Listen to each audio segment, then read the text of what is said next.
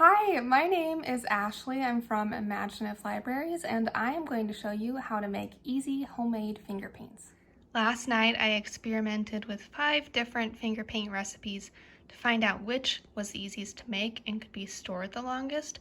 There are really 2 different kinds of finger paint recipes.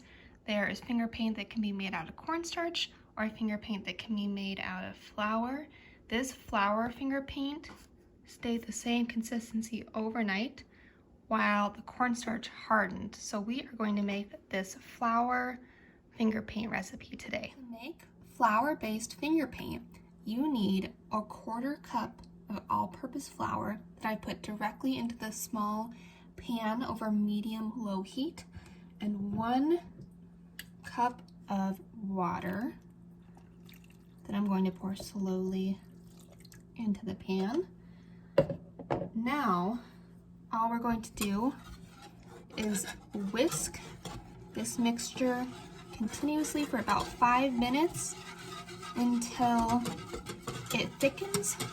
It'll reduce by not quite a half, probably by about a 1/4.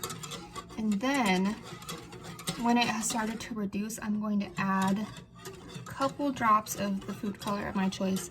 I think I'm going to do blue, but that's all there is to it. We're just making really what's a roux, but without a fat in it. We're just making flour and water over a low temperature.